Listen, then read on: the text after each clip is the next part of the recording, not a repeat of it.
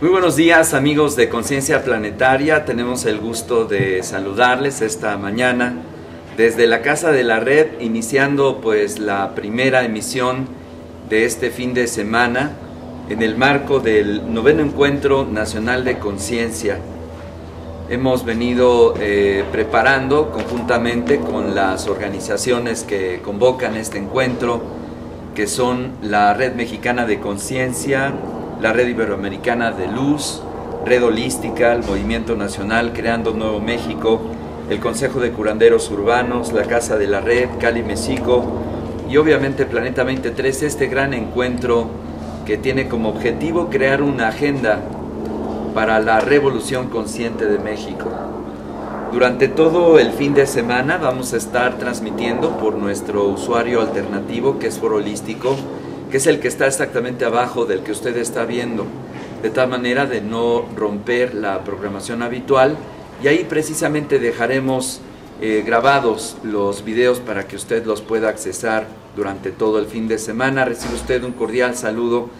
Nuestras vías de comunicación son nuestra página web, el chat en vivo, planeta2013.tv, y también quisiera agradecerle la producción a nuestra querida amiga, que es Lilia, que se encuentra ya en los controles técnicos. Muchas gracias, Lilia, por esta producción. Se encuentra conmigo Edgar Vargas. ¿Cómo estás? Buenos días. ¿Qué tal? Buen día. Cualitonali, como decimos en náhuatl. ¿Cómo te va? Bien, bien, ahí vamos. Bueno, Edgar está con un temazcal en la noche. Él es parte del Calpulli Ahuacatitlán y también del Temazcali Tlazolteotl, que participa también en la mesa redonda número 1, que es precisamente hoy a las 12:30 de la mañana. Y pues queremos iniciar este programa especial de Conciencia Planetaria desde Cuernavaca con una charla con Edgar Vargas. Lo primero, el enfoque de la Toltecayotl, de la toltequidad hoy día, para ti, ¿cuál debe ser? Porque hay pues dos corrientes, una que trata de retomar los aspectos antiguos para volverlos a usar, y otra que actualiza de alguna manera todo este pensamiento para ponerlos en práctica y de alguna manera pues utilizar gran parte de lo que es su legado, como lo es la medicina, la danza, la cultura, la salud, la lengua y sobre todo pues todo el modelo de la arqueoastronomía, que es importantísimo. ¿Cuál para ti sería el enfoque de retomar la Toltecayotl al inicio del tercer milenio? La Toltecayotl más que nada es evolución también. Hay muchos abuelos o personas que se han apegado a quererlo volver, como decías, como era antes de la llegada del europeo. En aquel entonces, ¿no? Que ya ni idea. Pero a mí me sorprende esas personas porque andan con su Facebook, con su celular, con su vía internet, auto, sí, pero quieren regresar al original, ¿no? Sí. Hay que adaptarse a la evolución, ¿no? Hay conceptos, una filosofía buena, principalmente el respeto, ¿no? Sí. Que es algo que debería de volverse a implementar, practicar cada persona. Adaptar ese conocimiento a la vida moderna. Ellos se adaptaron siempre a la evolución, fueron adaptando. Fueron transformando y adecuando a la época, ¿no? En cada circunstancia. Así es. No se detuvieron nunca, por eso hay ciudades abandonadas, sí, en las cuales decían que por problemas políticos, ¿no? Porque ellos sabían que se acababa un ciclo, sí, y tenían que comenzar en otro lado, sí, con el conocimiento de todos los pueblos. Para no alterar el orden de alguna manera, porque sabían que si ellos estaban continuando con estas prácticas, pues de alguna manera estaban atentando contra el orden, ¿no? Sí, acaban con el sistema, la ecología de una zona, entonces sí, tenían que ir mudando. Ahora, también hay datos que no nos han dado y que están perdidos. Y si entramos al INAH, a su página web, pueden ver cuántas zonas arqueológicas tienen registradas. Son miles. Si mal no recuerdo, la última vez que entré en la página del INAH, decía que el estado de Morelos tenía 2.000 zonas arqueológicas. 2.000 zonas arqueológicas registradas. En Morelos. Registradas nada más. Wow. Alguna que otra por ahí perdida. Y menos del 10%, no, sí, mucho menos del 10% habilitadas para su visita. Regresando al contexto de las bases, ¿para qué poder aplicar, actualizar la Toltecayotl hoy día como mexicanos y en esta zona central? Porque tiene una influencia pues prácticamente en la mitad del territorio, la toltequidad, que con el paso se va convirtiendo en la tradición central de la náhuatl. ¿Por qué retomarlo hoy día? Te decía al principio el respeto. Los grandes religiones y grandes políticos han utilizado el nombre de Dios y el nombre del amor para hacer guerra. Y se han olvidado del respeto. Si tú no tienes respeto para tu persona, mucho menos vas a tener respeto a las otras cosas. Los abuelos enseñaban a tenerle respeto hasta la basura. Hoy uno ve un PET, ya es basura, ¿no? Se acabó la Coca-Cola, es basura y lo tiran. No hay un respeto a ese envase. Tú lo tiras, ese envase te termina contaminando. No hay respeto, te hace daño. Y así, en consecuencia, una serie de conductas que todos realizamos en diferentes niveles, ya sea individual, familiar o grupal o socialmente. Si la gente ahora nomás le da concepto de valor o de respeto al dinero, o que si tiene cierto título o tiene cierto puesto político, se le tiene que respetar. Si es cualquier persona, ya no la respetan. Y eso nos lleva al caos. Y la toltequidad entonces sería un baluarte de aportar una enorme cantidad de valores, de tal manera que forma al ser humano desde ese ámbito, desde esa esencia. Sí, esa es la gran base de la toltequidad. El respeto. El respeto es lo que hace que se pueda empezar a construir. Dejas de autodestruirte. Es hacer un trabajo personal. Entonces, si tú nombraras las tres bases fundamentales de la filosofía de la Toltecayotl, ¿cuáles mencionarías? Para que nuestros amigos que nos escuchan, pues obviamente conozcan este pensamiento. Bueno, tres bases fundamentales. La palabra tolteca le han dado muchas... Que sería bueno entrar por ahí. Muchas definiciones. Para ti. Es principalmente arte, construcción. Hay algunos que lo han puesto en el equivalente masonería y toltequidad. La construcción en la base de las piedras o de labrar la cuestión de la arqueastronomía también, ¿no? Finalmente una catedral gótica y un templo sagrado mesoamericano pues mantienen esta base constructiva que se orienta a los principales movimientos en el cosmos, ¿no? Sí, entonces una de las principales bases es la cultura en general. Bueno, tenían las grandes ciencias, las practicaban, las estudiaban todos y principalmente se canalizaban dependiendo de la aptitud de cada persona, a cierta Es decir, ciencia. Ser un tolteca era un hombre de conocimiento, una mujer de conocimiento. Era ser alguien de conocimiento. En realidad el ponerle el tolteca a los pueblos es invento de los arqueólogos. Que en realidad ni así se llamaba, ¿no? Para empezar. Ni los olmecas, o sea, si nos vamos a la historia, no eran ni olmecas, no eran teotihuacanos, no eran... No se sabe ni siquiera el nombre correcto de Teotihuacán, ¿verdad? También no se sabe. Aunque hay un glifo que sale un bracito de la nube y una pirámide que supuestamente es el Zacuali del Sol, ¿no? Sí, pero bueno, se ignora en realidad cuál es su nombre. La tradición oral habla de un solo pueblo, de un mismo pueblo, en diferentes etapas de evolución. Bueno, lo que me parece extraordinario es que la continuidad, como tú dices, de estos conceptos que son cosmogonía, matemática, sistemas calendáricos, no cambian sus bases a lo largo de los milenios.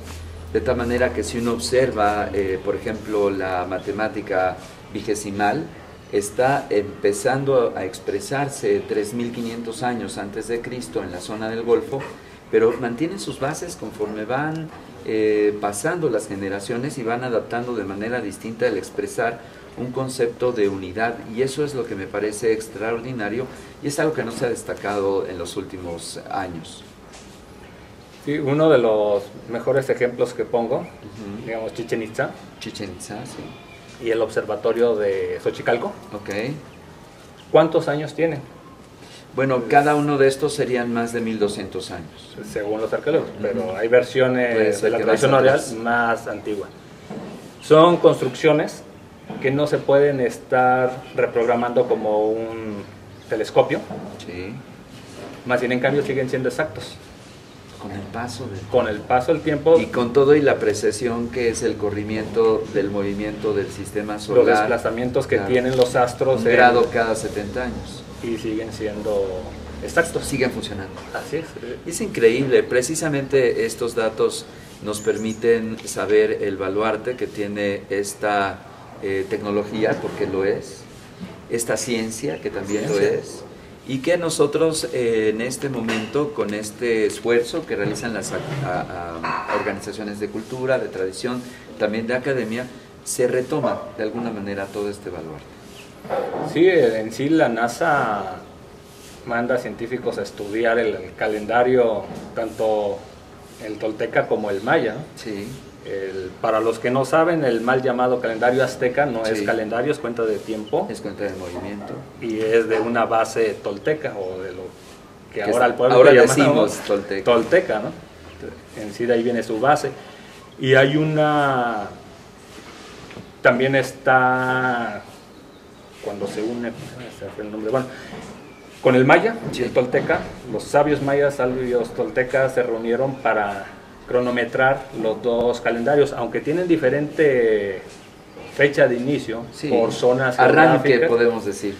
Pero en esencia, las bases son las mismas. La base matemática o científica es la misma, simplemente por su punto geográfico tienen el cambio de... Ahora lo vamos a decir, precisamente esta plataforma de comunicación que se llama 2013, justamente está basado en el pensamiento del 260. Si nosotros multiplicamos 20 por 13, automáticamente te da 260. Entonces, a veces necesitamos retomar estos conceptos de tal forma de poder sincronizarnos de manera natural con los ritmos de la vida y los ritmos cósmicos. Precisamente si algo tienen los calendarios mesoamericanos es que están retomando los pulsos naturales, y los pulsos naturales están insertos dentro de lo que son los biorritmos estelares. ¿Cuáles son los biorritmos estelares principales? Bueno, pues el movimiento de los planetas alrededor del Sol generan ciclos. Por ejemplo, el ciclo de la Tierra tiene 24 horas, el ciclo de la Luna tiene 28.8 días, el ciclo del Sol en relación a la traslación de la Tierra tiene 365 días, y así los 548 días de Venus, etcétera, tienen esta posibilidad de podernos reflejar una serie de características que hacen que la vida tenga estos ritmos en la Tierra, es decir, no es fortuito, no es así nada más. El mejor ejemplo, y que algo que hemos dejado hacer, y que nos invitan todavía los abuelos, es observar a la naturaleza. Ahí está. Decías el 13-20, 260 más 13, así es la gestación del ser humano. Es uno de los mejores ejemplos.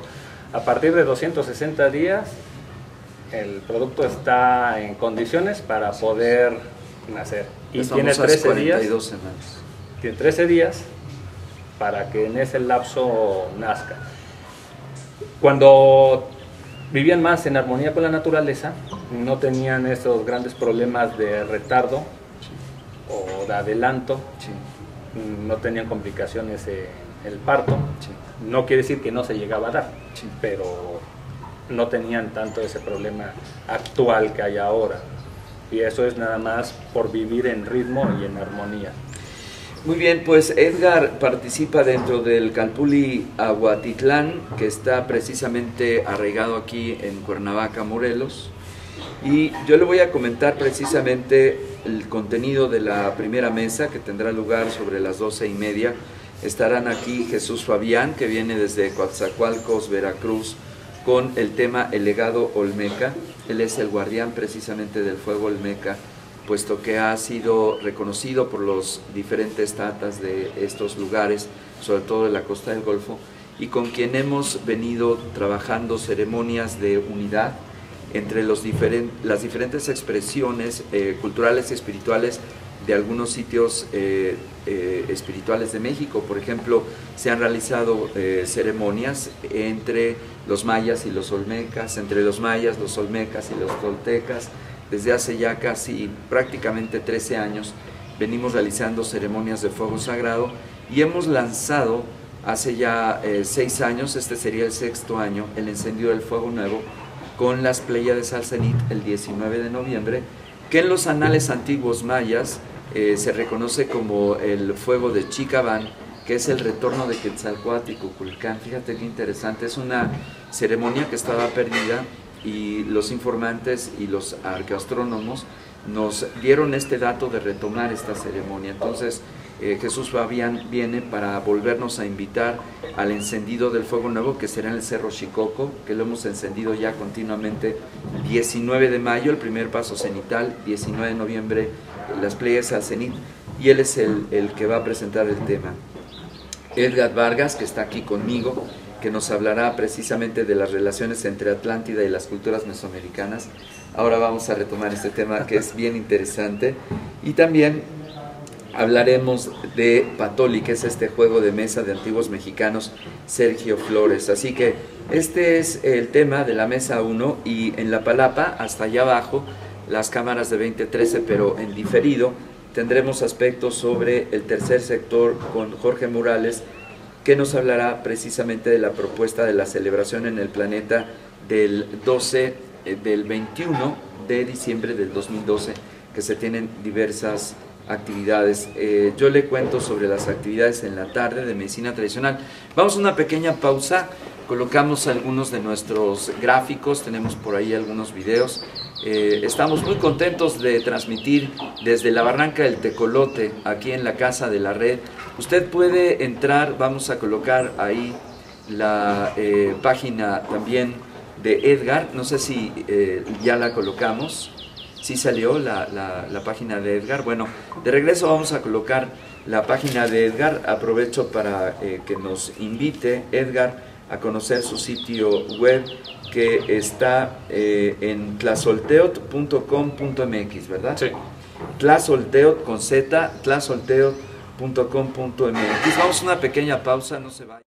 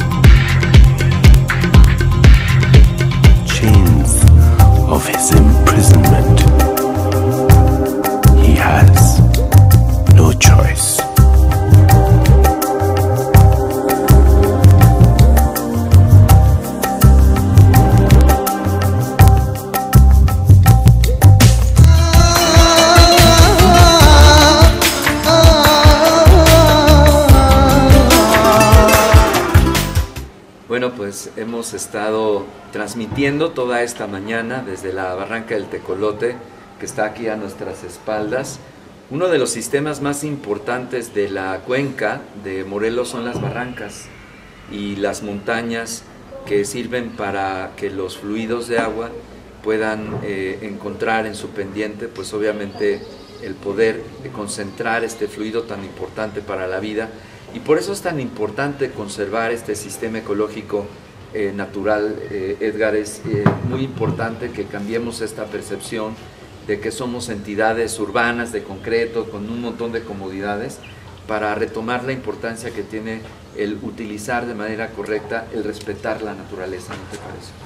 Hay una parte de lo que mencionabas hace rato de regresar, el regreso de Quetzalcóatl, sí, que es en sí un ciclo, un tiempo, sí, en donde se empieza a despertar esa conciencia. okay. Si lo vemos, la mayoría de los niños, de los jóvenes, Sí. ya traen esa inquietud. Sí. Solamente hay que darles una ayuda. Okay. Desafortunadamente, las instituciones encargadas de eso Sí. no hacen. Fíjate, por ejemplo, en Japón, el gobierno japonés, con toda la modernidad que implica para ellos estar a la vanguardia tecnológica, incentivan y apoyan programas culturales de sintoísmo y retoman el respeto a sus prácticas de los ancestros, de tal manera que van llevando a la par lo que aporta los valores, el desarrollo de la inteligencia, todo lo que implica el desarrollo de la conciencia basado en sus tradiciones, y no se contraponen. Y aquí no se hace eso. Aquí desafortunadamente hay un miedo a conocer las raíces de nuestros pueblos. Lo ven como vergonzoso. Eso es, como miedo. Es un miedo a perder la otra creencia, la creencia cristiana. Bueno, eso es indudable. Fundamental, sí. Pero lo más grave es que creen que es corriente vulgar, retrógrado, salvaje, sí, de lo peor, atrasado, denigrante. Más sin en cambio la ciencia moderna con todo lo que tenemos ahora en universidades y laboratorios no ha alcanzado la ciencia que tuvieron nuestros pueblos. Ahí está lo que hemos venido diciendo, amigos, es que debemos de retomar, valorar de manera extraordinaria el legado de la sabiduría ancestral de los sabios mesoamericanos, porque con este conocimiento, que es interesante también plantearnos de dónde viene, que esto es algo que quiero preguntarte más adelante, debemos de cambiar la percepción que tenemos hacia los ancestros. Una de las cosas que siempre les decimos, o lo que hemos planteado en las conferencias, sí, no te vengo a invitar a ser indio, que vuelvas a vivir como las culturas prehispánicas. Sí. Te vengo a invitar que conozcas tus raíces, sí, que conozcas los pueblos que existieron donde vives, sí, que veas lo grande y lo que hicieron en realidad, sí, para que puedas con ello tener una base y sentirte orgulloso y no tenerte que poner marcas extranjeras en tu ropa, sí, o tener que estarte liando con modos de vida de otros países, cuando tienes uno muy rico, que mejor en los países europeos, en Estados Unidos, Canadá, quieren, respetan y estudian. Mejor el mismo Asia también tiene un gran respeto por nuestras culturas. Expresiones. De lo que yo he conocido en otros países, están maravillados con los pueblos que tuvimos acá, y si en verdad supieran cómo la mayoría de nuestra gente se avergüenza de esto, sí es triste ver esa situación, ¿no? Bueno, pues ahí está el tema. Ojalá que todos estos esfuerzos que se realizan por parte de las redes de conciencia, precisamente Guardianes de la Tierra, Red Holística, Red Luz, Red Anáhuac, que estamos impulsando desde hace 20 años este cambio de perspectiva, logremos entre todos, que esa es la idea, ir empujando una transformación en la sensibilidad y la percepción de los políticos, para que retomemos de manera integral los conceptos mesoamericanos y que sean base fundamental de la formación de los individuos en donde vivimos. De tal manera que en la zona maya se les muestre a los chicos desde pequeños los baluartes de la lengua maya, su sistema calendárico, su cosmogonía, sus leyendas, que son maravillosas. Para la zona central, las leyendas, la lengua náhuatl, para la zona norte, de los wixárikas, que tienen una enorme vastedad de principios y conocimientos de la tradición. Sería importantísimo hacer una agenda ahí. Grave aquí en Morelos, sí. No se conoce, es el pueblo de Cuentepec, okay. Que está un poco al norte de Xochicalco. He estado ahí, claro. Es un pueblo que la mayoría de sus habitantes hablan náhuatl, sí. Hablan más náhuatl que español. Nahuatlactos. Y desafortunadamente antes su escuela era bilingüe, sí. Y ahora quitaron el náhuatl. Casi para ponerles el inglés, ¿no? Sí, enseñan mejor inglés, español que el náhuatl. Y el náhuatl ya no. Eso es lo que no debe pasar en función de los programas oficiales de la Secretaría de Educación Pública. Yo invito a la gente del pueblo de Cuentepec, le digo, no hagan eso, no permitan eso. Sí, porque pueden hacer los tres esfuerzos. De todas maneras, uno tiene de manera, por cultura de familia, la lengua materna. Sí. Ya está. Después tienes el aprendizaje del español, porque es pues nuestra lengua oficial, pero no es nuestra lengua raíz, es la lengua oficial. Y puedes tener una extensión al estudio de una lengua tecnológica, una lengua de comunicación internacional, que es el inglés. Y no pasa nada, pero me parece que ahí falla esta perspectiva y pues la visión de nuestras autoridades en la agenda de educación a nivel federal, para que las políticas públicas educativas retomen de manera fundamental, como si fuera una columna vertebral, el que se pueda reestructurar por parte de los maestros una base del pensamiento y la filosofía de la región que se trata. Y en serio que son muy capaces, sí se puede, pero obviamente aquí viene el factor de la iglesia, que es la que siempre presiona sobre las cúpulas. Imagínate todos los obispos que están controlados con hilitos desde Roma, diciendo cómo que van a empezar a dejar estas prácticas del cristianismo para empezar a retomar las suyas. Esto no es posible si tenemos 500 años de control. ¿Cómo iniciar esta transformación? Esto no se puede. Sí, es un choque. Pero hay que empezar. Ahorita que decías eso, me estaba acordando de nuestro presidente Lázaro Cárdenas del Río. Del Río, sí. Él hizo mucho por rescatar nuestras raíces. Sí. Sí, él fue el que dio que se volviera a todas las poblaciones poner un nombre en náhuatl o en su raíz. En su nombre raíz. Así es. Cada región tiene sus lenguas. Más que idioma, lengua, porque tiene toda la estructura de una lengua. Son idiomas, ¿no? Así sí, es. Entonces, sí ha habido bases y hay partes del gobierno que incitan... Algunos alcances. Pero desafortunadamente, como decías, ese miedo al clero, a la Iglesia Católica principalmente... Perder ese control. Es donde se empieza a ver mella, ¿no? Yo no estoy en contra de la religión católica. Claro. Nomás digo que respete también, porque todos lo respetan, pero ellos no respetan, ¿no? Entonces, no se le está quitando sus feligreses y no se le está diciendo... ¿Sabes un efecto cambia, ¿no? muy interesante que se puede ir construyendo a través de estas redes de conciencia? Cali Mesico, Grupo Cultural y todas estas organizaciones que están vinculadas, que de hecho hemos creado algunos consejos. Creamos el Consejo de Sabiduría Ancestral el año pasado. Creamos el Consejo de Pueblos y Barrios para el Distrito Federal. En su momento participamos ahí en el primer consejo directivo, después ya no estuvimos ahí más. El que pudiéramos tener esa fortaleza de representación para poder implementar entre nosotros una estrategia y un trabajo que pueda crear un proyecto cultural.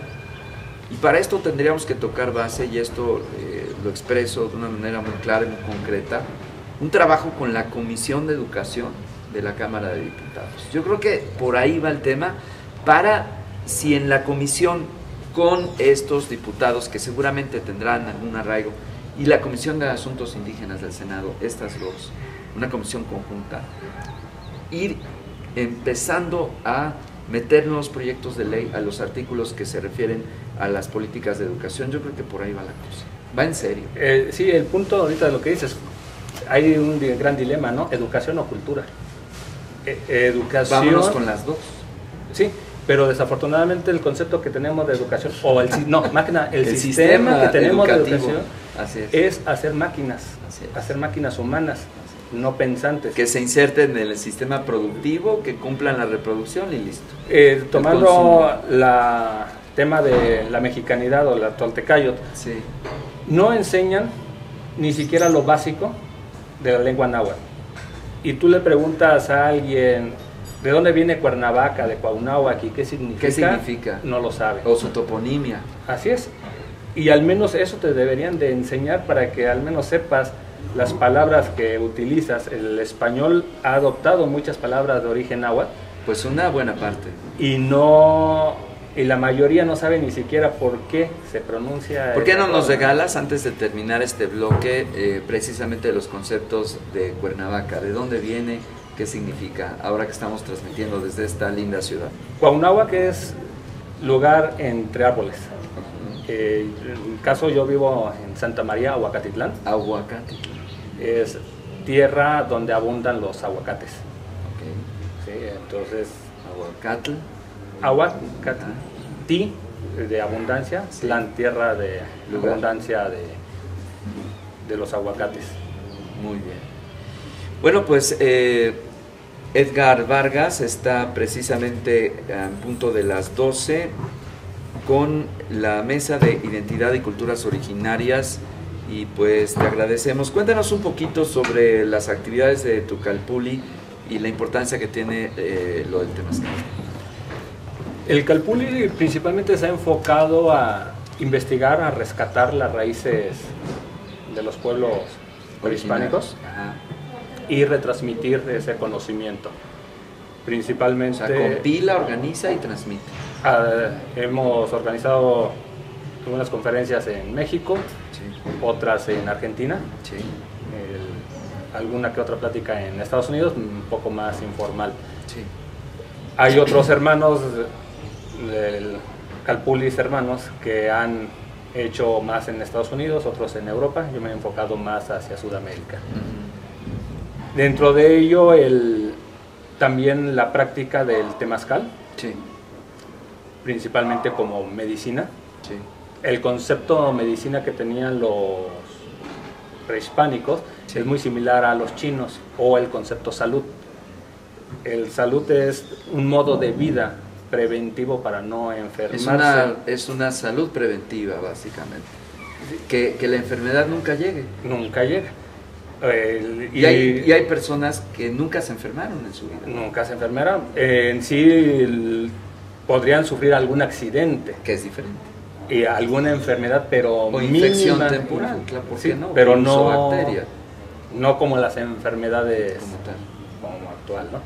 Ahora se tiene ese concepto de que puedo vivir como quiera, ya cuando me siento mal tengo que ir al médico para que me drogue, sí, porque ni siquiera curan. O me quite la tripa.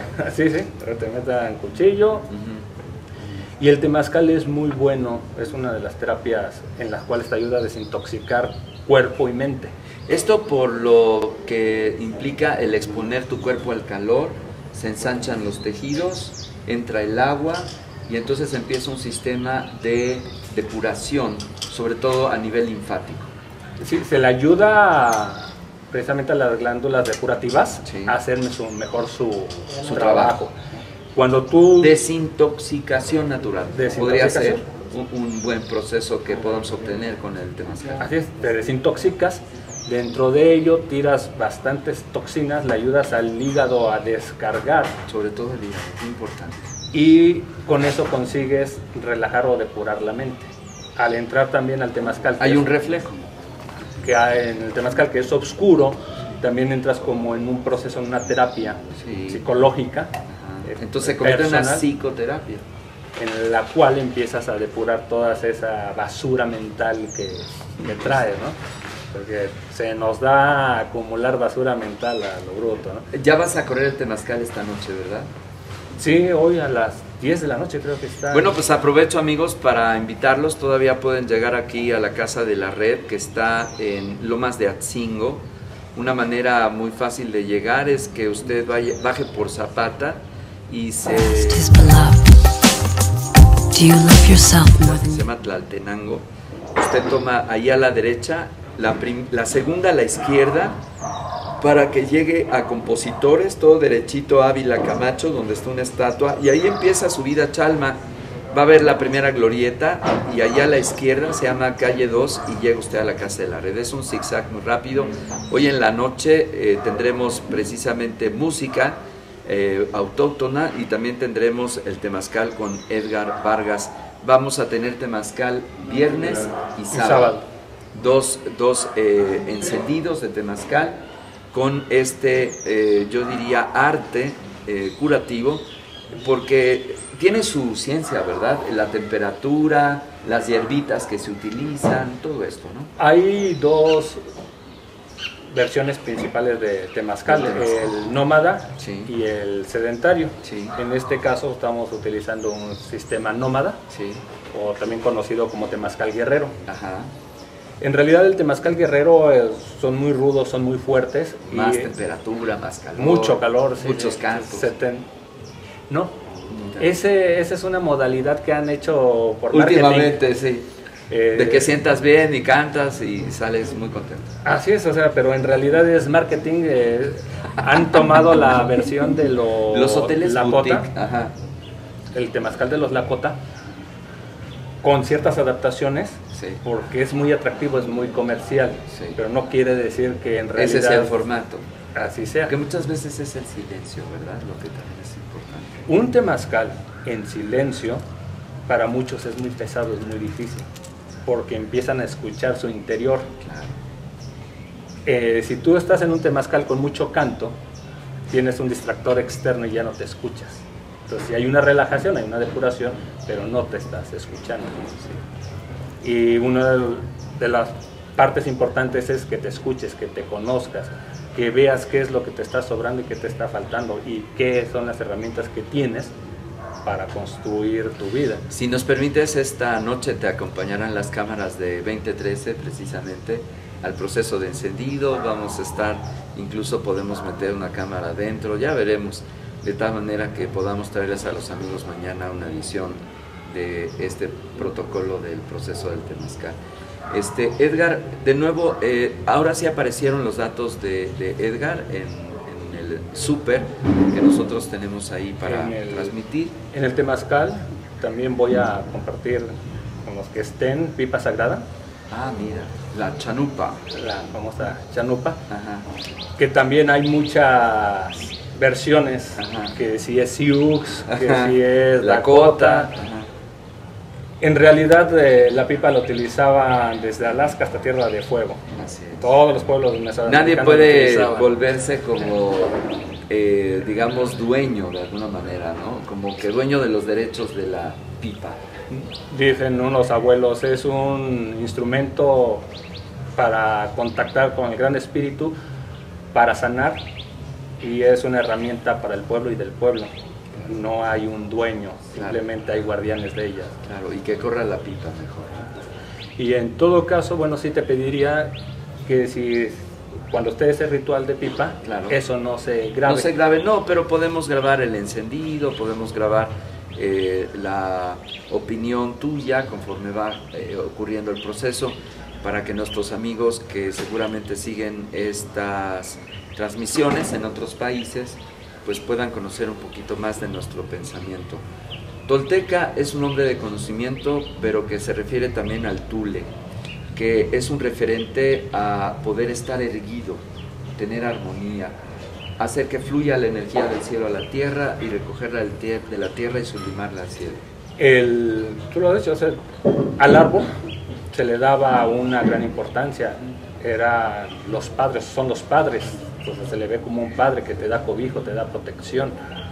Sí, en la danza del sol, sí, Sioux, sí, bueno, hay otras, pero basándonos en ella principalmente, usan un árbol, el árbol sagrado, y eso va también en relación con lo tolteca. En realidad los símbolos, si tú observas los símbolos sioux y los símbolos toltecas son muy similares y hay muchos que hasta se repiten. Viene esa relación del árbol. Muy bien, pues te agradezco, Edgar. Vamos a ir a una pequeña pausa y estaremos pendientes de este trabajo, la mesa redonda, y muchas gracias. A ustedes. Vamos a una pequeña pausa, charlamos con Ricardo Campo, el que es anfitrión aquí en la Casa de la Red. Regresamos.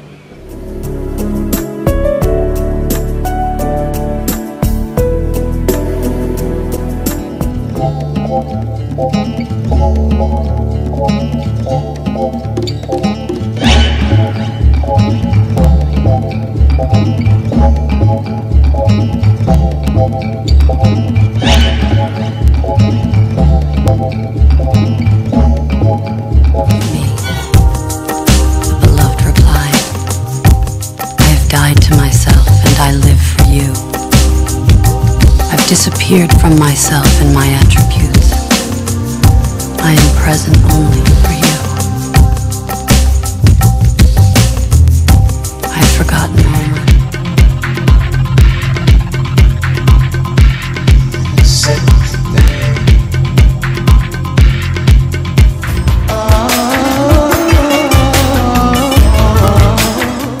Bueno, pues con un rico cafecito que nos ha brindado la Casa de la Red, hemos iniciado las transmisiones esta mañana, y pues en el marco de la barranca de Michatlac, de la barranca del Tecolote que está aquí atrasito. Muchas gracias, Ricardo Campo, por este esfuerzo que sabemos realizas hace más de 20 años, abriendo foros y espacios dedicados a la transformación del ser humano. Un gusto iniciar estas transmisiones por Planeta 2013 y este 9º encuentro de la Red Mexicana de Conciencia. Buenos días. Buenos días, gracias a ti, Said, gracias a todos los que nos escuchan y sobre todo a todos los que participan en este tipo de plataformas de divulgación y de articulación.